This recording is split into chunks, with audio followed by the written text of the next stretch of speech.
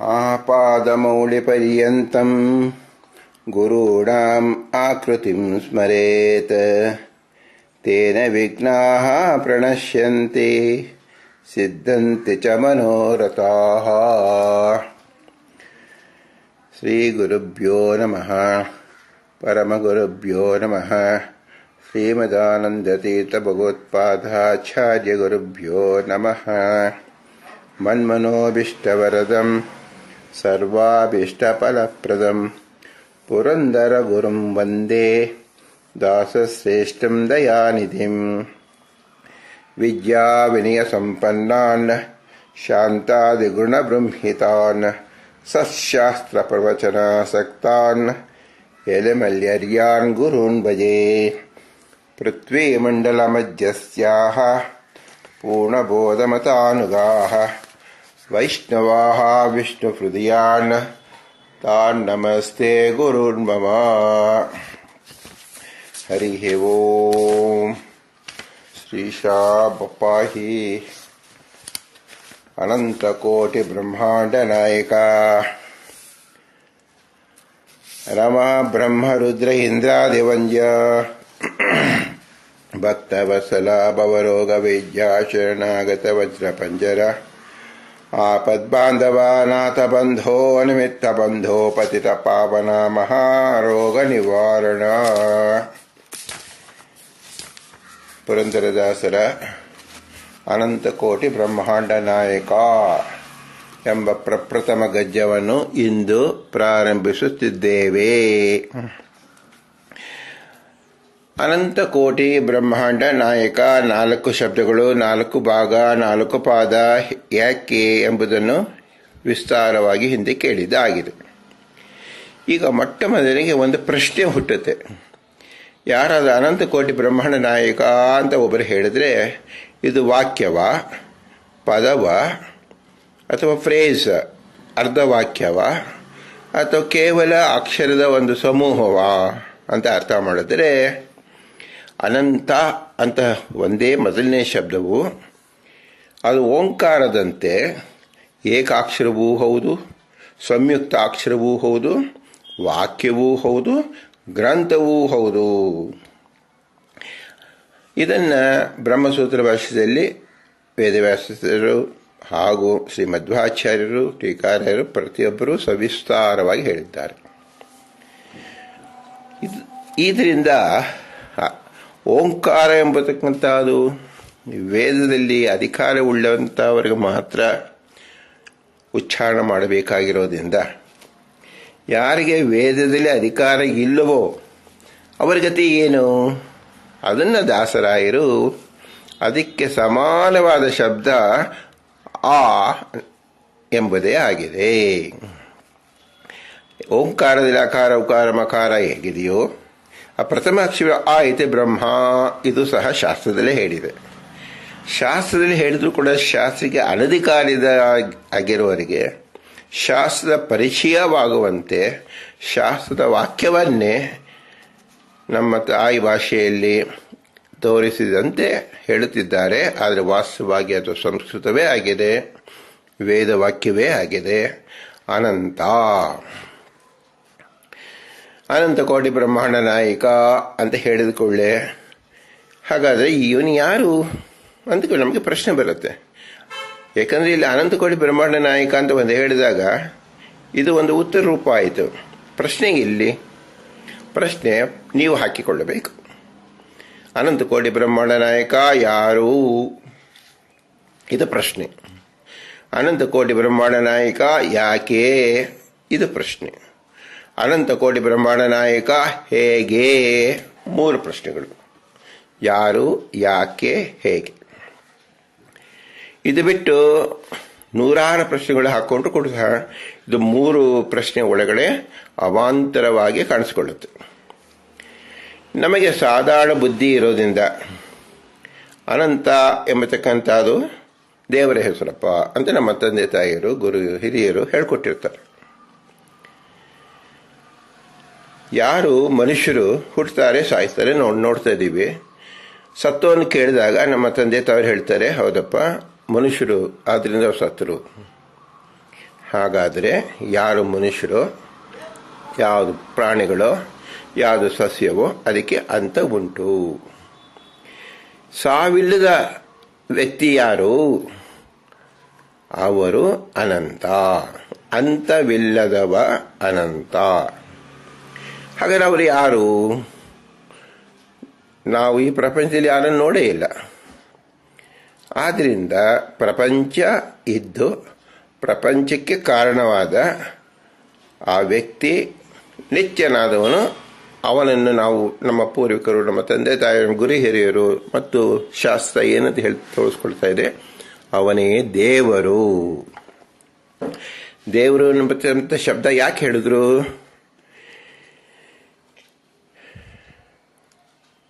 ಇದು ಸಂಸ್ಕೃತ ಶಬ್ದ ಆಗಿರೋದ್ರಿಂದ ದಿವಕ್ರೀಡಾಯಾಮ್, ಸದಾಕಾಲ ಈ ಪ್ರಪಂಚದ ಸೃಷ್ಟಿ ಸ್ಥಿತಿ ಸಂಹಾರ ಕ್ರಿಯೆಯಲ್ಲಿ ತನ್ನ ವಿಶಿಷ್ಟ ರೀತಿಯಲ್ಲಿ ಕ್ರಿಯೆಯನ್ನು ಮಾಡ್ತಾ ಇರತಕ್ಕಂಥವನು, ಸದಾಕಾಲ ಕ್ರೀಡಾಶೀಲನಾಗಿರತಕ್ಕಂಥವನು ಅನ್ನೋದಕ್ಕೆ ದೇವರು ಅಂತ ಹೆಸರು. ಆದ್ದರಿಂದ ಈಗ ಪ್ರಶ್ನೆ ಉಗಮವಾಗತ್ತೆ, ದೇವರು ಅಂದರೆ ಯಾರು? ನೋಡಿ, ಇದು ನಮ್ಮ ಮೂಲಭೂತ ಪ್ರಶ್ನೆ. ಇದಕ್ಕೆ ಉತ್ತರ ನಮ್ಮ ಪುರಂದಾಸರು ಕೊಟ್ಬಿಟ್ಟಿದ್ದಾರೆ. ಅನಂತಕೋಟಿ ಬ್ರಹ್ಮಣ ನಾಯಕ. ಯಾರಿಗೆ ಅರ್ಥವಾಗಬೇಕು? ಉತ್ತರ ಮೊದಲೇ ಹೇಳಿದರೆ ಮೊದಲು ಪ್ರಶ್ನೆ ಬರುತ್ತೋ ಮೊದಲು ಉತ್ತರ ಬರುತ್ತೋ? ನಮ್ಮ ಕಡೆಯಿಂದ ಮೊದಲು ಪ್ರಶ್ನೆ ಬರುತ್ತೆ, ಉಪದೇಶಕರ ಕಡೆಯಿಂದ ಮೊದಲು ಉತ್ತರ ಬರುತ್ತೆ. ಇದರಿಂದ ನಾವೇನು ತಿಳ್ಕೋಬೇಕು? ಪುರಂದರದಾಸರು ಗುರುಸ್ಥಾನದಲ್ಲಿ ನಿಂತಿದ್ದಾರೆ. ಆದ್ದರಿಂದ ಆ ಗುರುಗಳಿಗೆ ನಮಸ್ಕಾರ ಮಾಡಿ ನಮ್ಮ ಪ್ರಶ್ನೆಯನ್ನು ನಾವು ಕೇಳಿಕೊಳ್ಳಬೇಕು. ಸ್ವಾಮಿ, ಇದಕ್ಕೆ ಉತ್ತರ ಕೊಡಿ. ದೇವರು ಅಂದರೆ ಯಾರು? ಅದಕ್ಕೆ ಉತ್ತರ ಕೊಡ್ತಾರೆ, ನಾವು ವಾಸ ಮಾಡುತ್ತಿರುವ ಇಡೀ ಬ್ರಹ್ಮಾಂಡದ ನಾಯಕ ದೇವರು. ನಮ್ಗೆ ಎದುರುಗಡೆ ಏನು ಕಾಣಿಸ್ತಿದೆ? ಕಣ್ಣು, ಮಣ್ಣು, ಕಲ್ಲು, ಮರ, ಗಿಡ, ಬಳ್ಳಿ, ನೀರು, ಬೆಟ್ಟ. ಇದಕ್ಕೆ ನಾವು ಏನಂತ ಹೆಸರು?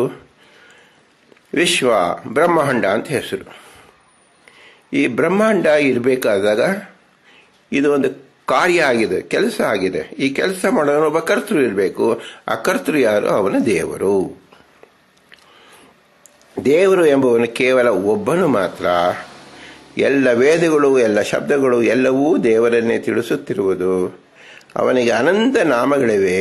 ಆದ್ದರಿಂದ ಅವನನ್ನು ಅನಂತ ಎಂದು ದಾಸರು ಪರಿಚಯಿಸಿದ್ದಾರೆ. ನಮ್ಮ ಸಾಧಾರಣ ಬುದ್ಧಿಗೆ ನಾವು ತಿಳ್ಕೊಳ್ಳಬಹುದು, ಈ ಇಡೀ ವಿಶ್ವವನ್ನು ಕಟ್ಟಿಸಿದವರಿಗೆ ಎಷ್ಟು ಜನ? ಯಾಕಂದರೆ ನಾವು ಮನೆ ಕಟ್ಟುವಾಗ 10 ಜನರು ಕಟ್ಟುವುದನ್ನು ನಾವು ನೋಡಿದ್ದೀವಿ. ಒಂದು ಊರು ಕಟ್ಟಬೇಕು, 100 ಜನ ಕಟ್ಟಬೇಕು. ದೇಶವನ್ನು ಕಟ್ಟಬೇಕು, 1000 ಜನ ಕಟ್ಟಬೇಕು. ಇಡೀ ಬ್ರಹ್ಮಾಂಡ ಕಟ್ಟಬೇಕು, ಕೋಟ್ಯಾಂತರ ಜನ ಕಟ್ಟಬೇಕು. ಹಾಗಾದರೆ ಅನಂತ ಕೋಟಿ ಜನ ಅನ್ನೋದು, ಅನಂತ ಕೋಟಿ ಅಂತ ನೀವು ಶಬ್ದ ಹೇಳ್ತಿದ್ದೀರಾ, ಅಷ್ಟು ಜನ ದೇವರಿದ್ದಾರೇನು ಅಂತ ಪ್ರಶ್ನೆ ಬರುತ್ತೆ. ಅದಕ್ಕೋಸ್ಕರವಾಗಿ ಉತ್ತರ ಕೊಡ್ತಾರೆ, ಅನಂತ ಅವನು ಒಬ್ಬನೇ. ಅವನು ಅನಂತ ಕೋಟಿ ರೂಪದಲ್ಲಿರ್ತಾನೆ, ಅನಂತ ಕೋಟಿ ಪ್ರಕಾರದಲ್ಲಿರ್ತಾನೆ. ಅವನು ಒಬ್ಬನೇ ಮಾತ್ರ. ಈ ಒಬ್ಬನೇ ಅಂತ ಹೇಳೋದ್ರಿಂದ ಅತ್ಯಂತ ರಹಸ್ಯವಾದ ಶಾಸ್ತ್ರ ಪ್ರಮೇಯವನ್ನು ತಿಳಿಸ್ಕೊಡ್ತಾ ಇದ್ದಾರೆ. ಯಾರು ಏಕವೋ ಅವನು ಸ್ವತಂತ್ರ, ಯಾರು ಏಕವೋ ಅವನು ಸ್ವಾಮಿ. ಏಕ ಅಂದರೆ ಏನು? ತನಗೆ ಸಮಾನವಾದ ಇನ್ನೊಬ್ಬರ ವ್ಯಕ್ತಿ ಇರುವುದಿಲ್ಲ. ಸ್ವತಂತ್ರ ಏನು? ತನ್ನ ಅಧೀನದಲ್ಲಿ ತಾನಿರತಕ್ಕಂಥವರು, ತನ್ನ ಅಧೀನದಲ್ಲಿ ಇನ್ನೆಲ್ಲರೂ ಇರತಕ್ಕಂಥವರಿಗೆ ಸ್ವತಂತ್ರ. ಅಂಥವನು ಎಷ್ಟು ಜನ ಇರಬಹುದು? ನೀವು ಒಂದು ಯುಕ್ತಿ ಮೂಲಕವಾಗಿ ನೋಡಿಕೊಂಡ್ರೂ ಸಹ ಆತವನು ಕೇವಲ ಒಬ್ಬನ ಮಾತ್ರ ಇರಕ್ಕೆ ಸಾಧ್ಯ. ನೀವು ಯಾವ ರೀತಿಯಲ್ಲಿ ಚಿಂತನೆ ಮಾಡಿ. ಒಬ್ಬ ಸ್ವತಂತ್ರ, ಇನ್ನೊಬ್ಬ ಸ್ವತಂತ್ರ ಅಂತ ಹೇಳಿದೆ, ಸ್ವತಂತ್ರ ಅಂತ ಹೇಳ್ತಕ್ಕಂಥ ಶಬ್ದಕ್ಕೆ ಬೆಲೆ ಇರೋದಿಲ್ಲ. ಒಬ್ಬ ಕೋಟ್ಯಾಧೀಶ, ಇನ್ನೊಬ್ಬ ಕೋಟ್ಯಾಧೀಶ ಅಂತ ನಾವು ಇಬ್ಬರನ್ನು ಕೋಟ್ಯಾಧೀಶ ಅಂತ ಕೇಳ್ತೀವಿ. ಇದು ನಾಡು ಭಾಷೆಯಲ್ಲಿ ಆಗುತ್ತೆ. ಅದು ನಿಜವಾದ ಸಂಪತ್ತು ಅಂತ ಏನಿದೆ, ಆ ಸಂಪತ್ತುಗಳ ಒಡೆಯ ಯಾರು ಅಂತ ಕೇಳಿದಾಗ ಕೇವಲ ಭಗವಂತ ಅಂತ ಹೇಳಬೇಕು. ಏಕೆಂದರೆ ಎಲ್ಲರೂ ಸಂಪತ್ತು ಒಡೆಯ ಆಗಿದ್ರು ಕೂಡ ಎಲ್ಲರೂ 1 ಪೈಸೆ, 2 ಪೈಸೆ, ಅರ್ಧ ಪೈಸೆ, 1/4 ಪೈಸೆಗೆ ಒಡೆಯರಾದರೆ ಪೂರ್ಣ ಸಂಪತ್ತಿಗೆ ಯಾರು ಒಡೆಯರು? ಅವನಿಗೆ ಮಾತ್ರ ಒಡೆಯ ಅಂತ ಶಬ್ದ ಹೇಳಬೇಕೇ ಹೊರತು ಬೇರೆಯವರಿಗೆ ಹೇಗೆ ಒಡೆಯ ಅಂತ ಹೇಳಕ್ಕಾಗತ್ತೆ? ಆದ್ದರಿಂದ ಅದರಂತೆ ನಾಯಕ ಅಂತ ಶಬ್ದ ಹೇಳಿದ್ದಾರೆ. ಅವನಿಗೆ ಅನಂತ ನಾಮಗಳಿವೆ. ಆದ್ದರಿಂದ ಅವನನ್ನು ಅನಂತ ಎಂದು ದಾಸರು ಪರಿಚಯಿಸಿದ್ದಾರೆ. ನಾವು ಕಾಣುವ ಬ್ರಹ್ಮದೇವರು, ರುದ್ರದೇವರು, ಗಣೇಶ, ದೇವರು, ನಾಗದೇವರು, ಹೀಗೆ ಯಾವುದೇ ಶಬ್ದ ದೇವರು ಎಂದು ಕೊನೆಗೊಳ್ಳುವುದೋ ಅವೆಲ್ಲವೂ ಒಬ್ಬನೇ ದೇವರು ಎಂದು ತಿಳಿಸುತ್ತಿದೆ. ಉಳಿದವರು ದೇವರ ಪರಿವಾರ ಮಾತ್ರ. ಅವನನ್ನು ಗುರುತಿಸಲು ದೇವರ ಹೆಸರಿನಿಂದಲೇ ಕರೆಯುತ್ತೇವೆ. ಅವರು ಸಹ ತಮ್ಮೊಳಗೆ ಇರುವ ದೇವರನ್ನೇ ಹೆಸರಿಸಿ ತೋರಿಸುತ್ತಿದ್ದಾರೆ. ನೋಡಿ, ನಮಗೆ ಬೇರೆ ಬ್ರಹ್ಮದೇವರು ಅಂತ ಹೇಳ್ತೀವಿ, ರುದ್ರದೇವರು ಅಂತ ಹೇಳ್ತೀವಿ. ಹೌದಲ್ಲಪ್ಪ, ದೇವರು ಯಾರು, ರುದ್ರ ಯಾರು, ಬ್ರಹ್ಮ ಯಾರು, ದೇವರು ಯಾರು ಅಂತ ಕೇಳಿದಾಗ ಎಲ್ಲರೂ ದೇವರು ಎಂಬತಕ್ಕಂಥ ಒಬ್ಬನೇ. ಅವನು ನನಗೆ ಕೊಟ್ಟಿರ್ತಕ್ಕಂಥ ಹೆಸರು ಬ್ರಹ್ಮ, ಅವನು ನನಗೆ ಕೊಟ್ಟಿರ್ತಕ್ಕಂಥ ಹೆಸರು ರುದ್ರ, ಅವನು ನನಗೆ ಕೊಟ್ಟಿರ್ತಕ್ಕಂಥ ಹೆಸರು ಇಂದ್ರ. ಹೇಗೆ ನಮ್ಮ ತಂದೆ ತಾಯಿಗಳ ಹೆಸರನ್ನು ಮೊದಲು ಸೇರಿಸಿಕೊಂಡು ನಮ್ಮ ಹೆಸರುಗಳನ್ನ ಹೇಳ್ಕೋತೀವೋ, ಯಾಕೆ ಹೇಳ್ತೀವಿ? ನಮಗೆ ಶರೀರ ಕೊಟ್ಟವು ನಮ್ಮ ತಂದೆ ತಾಯಿಗಳು, ನಮಗೆ ಶರೀರ ಕೊಟ್ಟಿದ್ದು ಈ ದೇಶ ಅಂತ ಹೇಳಿ ಆ ಜಾಗವನ್ನು, ದೇಶವನ್ನು ಅಥವಾ ತಂದೆ ತಾಯಿಯನ್ನು ಹಿಂದು ಸೇರಿಸಿಕೊಂಡು ನಾವು ಹೇಗೆ ಹೇಳ್ತೀವೋ ಹಾಗೆ ಬ್ರಹ್ಮದೇವರು ಅಂತ ಹೇಳಿದ ಕೂಡಲೇ ಬ್ರಹ್ಮ ಎಂಬುದು ಅವರ ನಾಮ, ದೇವರು ಎಂಬತಕ್ಕಂಥದ್ದು ಒಬ್ಬನೇ ಆಗಿರತಕ್ಕಂಥ ಭಗವಂತ, ಅವನೇ ಅನಂತ ಕೋಟಿ ಬ್ರಹ್ಮಾಂಡ ನಾಯಕ. ಅವರು ಸಹ ತಮ್ಮೊಳಗೆ ಇರುವ ದೇವರನ್ನೇ ಹೆಸರಿಸಿ ತೋರಿಸುತ್ತಿದ್ದಾರೆ. ಆದ್ದರಿಂದ ದೇವತೆಗಳು ಎಂಬ ಬಹುವಚನ ಪ್ರಯೋಗವಾಯಿತು. ಹಾಗಾದರೆ ದೇವ ಅಂತ ಒಬ್ಬನೇ ಇರಬೇಕಾಯ್ತಲ್ಲ. ನಿಮ್ಮ ವಾಕ್ಯದ ಪ್ರಕಾರ ದೇವರು ಎಂಬತಕ್ಕಂಥದ್ದು ಏಕವಚನವೋ ಬಹುವಚನವೋ ಅಂತ ವಿಚಾರ ಮಾಡಿದರೆ ನೋಡಿ, ನೀರು, ಭೂಮಿ, ಬೆಟ್ಟ ಇದೆಲ್ಲ ನಾವು ಹೇಳಿದಾಗ ನೀರು ಎಂಬತಕ್ಕಂಥ ವಿಶ್ವದಲ್ಲಿ ಅನಂತ ಕಣಗಳಿದೆ, ಅದು ಏಕವಚನದಲ್ಲಿ ಮಾತಾಡ್ತೀವಿ. ಭೂಮಿ ಎಂಬತಕ್ಕಂಥದ್ದು ಅನಂತ ಕಣದಿಂದ ಕೂಡಿದೆ, ಆದರೂ ಸಹ ಅದನ್ನು ಭೂಮಿಯಿಂದ ಏಕವಚನದಲ್ಲಿ ಕಾಡ್ತೇವೆ. ಹಾಗೆ ಭಗವಂತ ಅನಂತ ರೂಪದಲ್ಲಿದ್ದರೂ ಸಹ, ಅನಂತ ನಾಮದಲ್ಲಿದ್ದರೂ ಸಹ ಅವನು ಬಹುವಚನದಲ್ಲೇ ಕರೆಯುತ್ತೇವೆ, ನಿತ್ಯ ಬಹುವಚನ. ಇದನ್ನು ನಿತ್ಯ ಏಕವಚನ ಹೇಗೋ ಭಗವಂತ ನಿತ್ಯ ಬಹುವಚನ. ಬಹುವಚನವನ್ನು ಯಾರಿಗೆ ಪ್ರಯೋಗ ಮಾಡಬೇಕು? ಗುರುಗಳಿಗೆ, ಹಿರಿಯರಿಗೆ, ಪೂಜ್ಯರಿಗೆ, ಅತಿ ಶ್ರೇಷ್ಠರಿಗೆ. ಭಗವಂತ ಏನಾಗಿದ್ದಾನೆ? ಇದು 4 ಆಗಿದ್ದಾನೆ. ಆದ್ದರಿಂದ ದೇವರಿಗೆ ಸದಾಕಾಲ ಬಹುವಚನದಿಂದ ಪ್ರಯೋಗ ತಿಳಿದವರು ಮಾಡುತ್ತಾರೆ. ಅವನಿಗೆ ಬಹುವಚನವೇ ಮಾಡಬೇಕು ಅಂತಿಲ್ಲ, ಆದರೆ ಬಹುವಚನ ಅನ್ನೋದು ಬಹಳ ಅನ್ವರ್ಥವಾದುದು. ದೇವತೆಗಳು ಎಂಬ ಬಹುವಚನ ಪ್ರಯೋಗವಾಯಿತು. ದೇವರನ್ನು ಏಕವಚನದಲ್ಲೂ, ದ್ವಿವಚನದಲ್ಲೂ, ಬಹುವಚನದಲ್ಲೂ, ಅನಂತ ವಚನದಿಂದಲೂ ಕರೆಯಬಹುದು. ಇದಕ್ಕಾಗಿ ವಿಷ್ಣು ಸಹಸ್ರನಾಮವೆಂದೇ ಪ್ರಸಿದ್ಧಿಯಾಗಿದೆ. ನಾವು ವ್ಯವಹರಿಸುವ ಎಲ್ಲಾ ದೇವತೆಗಳ ಹೆಸರನ್ನು ಇಲ್ಲಿ ಕಾಣಬಹುದು. ಅದೆಲ್ಲವೂ ಕೇವಲ ವಿಷ್ಣುವಿನ ನಾಮಧೇಯಗಳು. ಅವನೊಬ್ಬನೇ ದೇವರು, ಒಬ್ಬನೇ ಎಂಬುದು ಏಕವಚನ ಹಾಗೂ ಮುಖ್ಯವಚನ ಮತ್ತು ಸ್ವತಂತ್ರ ಲಕ್ಷಣವನ್ನು ತಿಳಿಸುತ್ತದೆ. ಆದ್ದರಿಂದಲೂ ದೇವರನ್ನು ಏಕವಚನದಲ್ಲಿ ಕರೆಯಬಹುದು. ನಾಯಕ ಎಂಬುದು ಅವನು ಸ್ವತಂತ್ರ ಎಂದು ತಿಳಿಸುತ್ತಿದೆ. ನಾವು ಯಾವುದೇ ದೇವತೆಗಳನ್ನು ಗುರುತಿಸುವ ಸ್ತ್ರೀ ರೂಪ ಹಾಗೂ ಪುರುಷ ರೂಪ, 2 ರೂಪಗಳು ಭಗವಂತನೇ ಆಗಿದ್ದಾನೆ. ಆದ್ದರಿಂದ ಲಕ್ಷ್ಮೀ ದೇವಿಯರು, ಸರಸ್ವತಿ ದೇವಿಯರು, ಪಾರ್ವತೀ ದೇವಿಯರು ಎಲ್ಲರೂ ಭಗವಂತನ ಶ್ರೀರೂಪವೇ ಆಗಿದ್ದು ಇವರುಗಳು ಪರಿವಾರದಿಂದ ಅದೇ ಹೆಸರಿನಿಂದ ಕರೆಯಿಸಿಕೊಳ್ಳುತ್ತಾರೆ. ರಾಜನೊಬ್ಬನೇ, ಪ್ರಜೆಗಳು ಅನೇಕ. ಇಲ್ಲಿ ರಾಜನೆಂಬುದು ಏಕವಚನ, ದೇವರು ಸಾರ್ವಕಾಲಿಕ ರಾಜ. ಇದು ಅನಂತ ಎಂಬತಕ್ಕಂಥ ಹೆಸರಿಗೋಸ್ಕರವಾಗಿ ನಾವು ತಿಳಿಯಬೇಕಾದ ವಿಷಯ. ಮುಂದೆ ಅನಂತ ಕೋಟಿ ಬ್ರಹ್ಮಾಂಡ ಅಂದ್ರೆ ಏನು ಅಂತ ಪ್ರಶ್ನೆ. ದೇವರನ್ನು ತಿಳಿಯುವುದೇ ಅತ್ಯಂತ ಸೂಕ್ಷ್ಮ ತತ್ವ. ಅವನನ್ನು ತಿಳಿಸಲು ಅವನಿಂದಲೇ ಸೃಷ್ಟಿಯಾದ ಬ್ರಹ್ಮಾಂಡದ ಒಂದು ಭಾಗವಾದ ನಾವು ವಾಸಿಸುತ್ತಿರುವ ಈ ದೇಶ ಸತ್ಯವಾದುದು, ಕಾಲ ಸತ್ಯವಾದುದು ಎಂಬುದು ಅನಂತ ಕೋಟಿಯಲ್ಲಿ ಮೊದಲ ಕೋಟಿ ಪ್ರಕಾರವನ್ನು ಇಲ್ಲಿ ಪ್ರಸ್ತಾಪಿಸುತ್ತಿದ್ದಾರೆ. ಯಾವುದೇ ಮಹತ್ವ ಅಂಶವನ್ನು ತಿಳಿಯಬೇಕಾದ್ರೆ ಅವರ ಮಹತ್ಕಾರ್ಯದ ಅರಿವು ನಮಗಾಗಬೇಕು. ಅವರ ಮಹತ್ಕಾರ್ಯದ ಅರಿವು, ಅವರು ವೇದದಿಂದ ಗಮ್ಯನಾಗಿದ್ದಾನೆಂದರೆ ವೇದವನ್ನು ಓದಬೇಕು. ಅವನು ಸಕಲ ಸೃಷ್ಟಿಕರ್ತ ಅಂದರೆ ಅವನು ಸೃಷ್ಟಿ ಮಾಡಿದ ಪದಾರ್ಥ ವಿಶ್ವವನ್ನು ನಾವು ಪರೀಕ್ಷಿಸಬೇಕು ಅಥವಾ ನೋಡಿ ಕಲಿಯಬೇಕು. ಉದಾಹರಣೆಗೆ ನಾವು ಏನೋ ಬಟ್ಟೆ ತಗೊಂಡು ಹೋದರೆ ನಮ್ಮ ಮನೆ ಕಟ್ಟೋಕ್ಕೆ ಯಾರು ಹೇಳಿದ್ರೆ, ನೀವು ಯಾವ ಮನೆ ಕಟ್ಟಿದ್ಯಪ್ಪ, ನಿನಗೇನು ಅನುಭವ ಇದೆ ಅಂತ ಕೇಳ್ತೀವಿ. ಅಂದರೆ ಅವರ ಅನುಭವದಿಂದ ಅವರ ಯೋಗ್ಯತೆ ನಮಗೆ ತಿಳಿಯುತ್ತೆ. ಹಾಗೆ ಇಡೀ ಬ್ರಹ್ಮಾಂಡವನ್ನೇ ಕಟ್ಟಿರುವ, ಸೃಷ್ಟಿಸಿರುವ, ಸ್ಥಿತಿ ಮಾಡುತ್ತಿರುವ, ಸಂಹಾರ ಮಾಡುತ್ತಿರುವ ಭಗವಂತ ಎಲ್ಲರಿಗೂ ಮಿಗಿಲಾದ ಯೋಗ್ಯತೆ ಉಳ್ಳವ.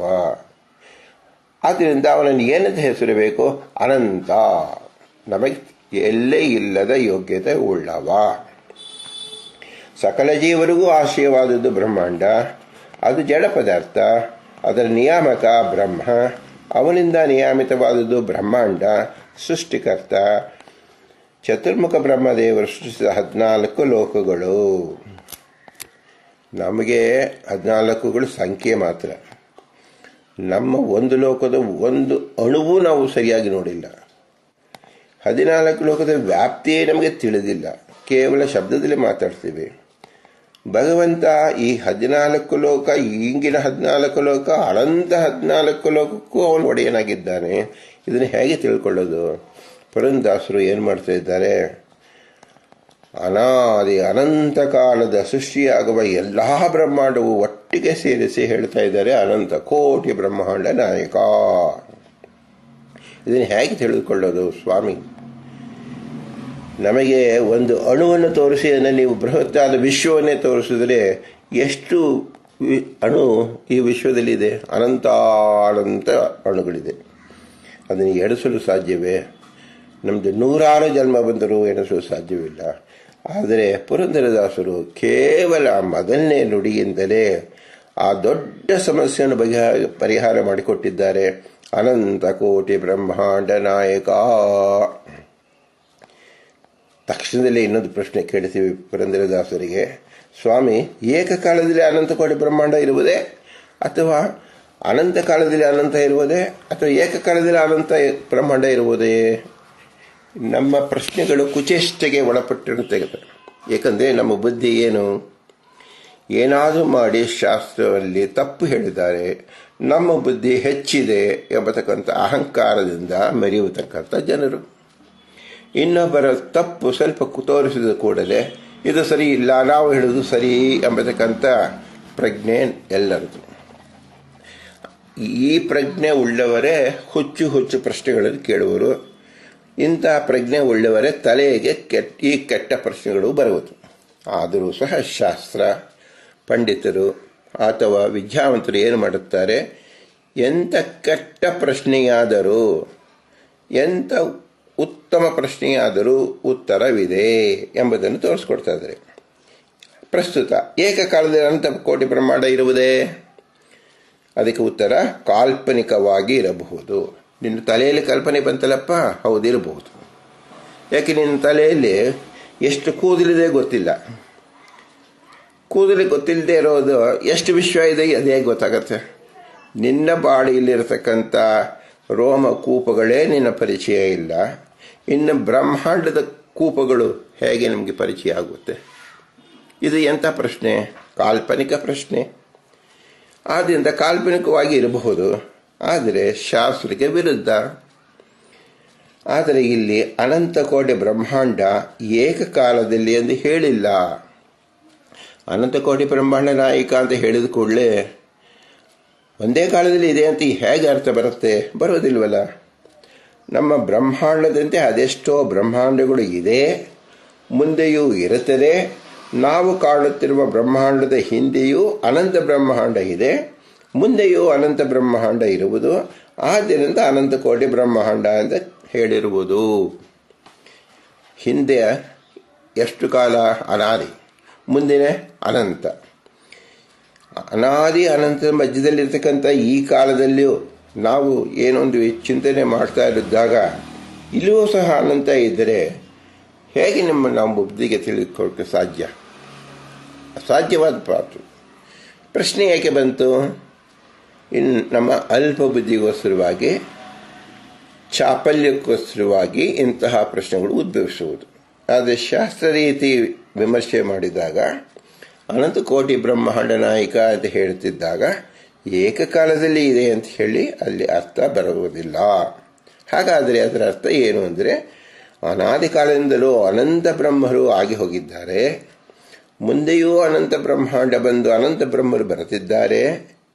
ಈಗ ಅದರ ಸ್ಯಾಂಪಲ್ ಆಗಿ ಒಂದು ಬ್ರಹ್ಮಾಂಡ ಇರುವುದು. ಇದನ್ನು ತಿಳ್ಕೊ, ಇದಕ್ಕೆ ನಾವು ಭಗವಂತನೇ ನಾಯಕ ಅಂತ ತಿಳ್ಕೊ.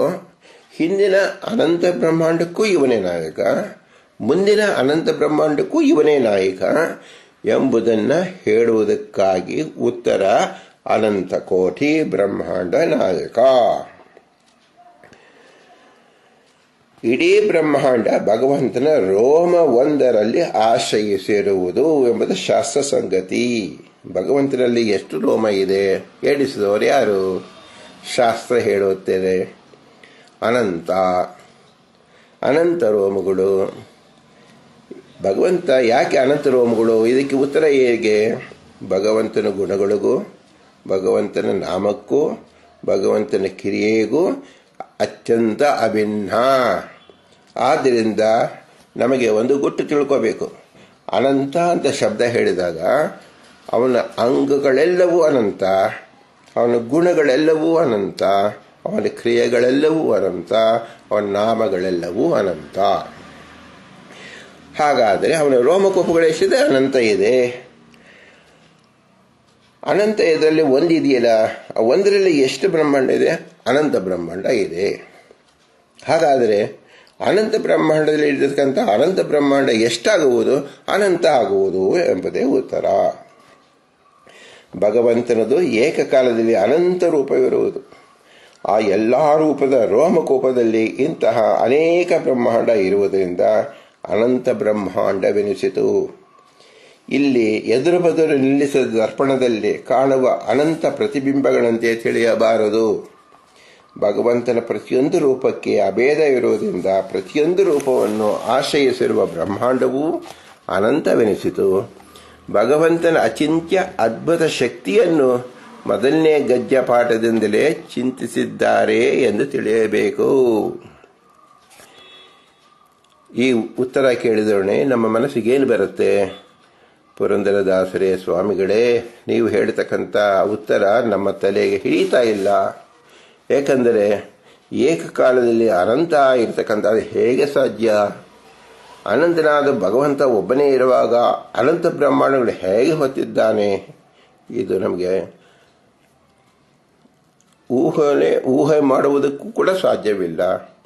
ಆದ್ದರಿಂದ ಇದಕ್ಕೆ ಉತ್ತರ ಏನು ಅಂದರೆ, ಭಗವಂತನಿಗೆ ಒಂದು ಶಕ್ತಿ ಇದೆ, ಅದು ಅಚಿಂತ್ಯ ಅದ್ಭುತ. ಏನು ಅಚಿಂತ್ಯ ಅಂದರೆ ನೀನು ಚಿಂತಿಸಲು ಸಾಧ್ಯವಿಲ್ಲ.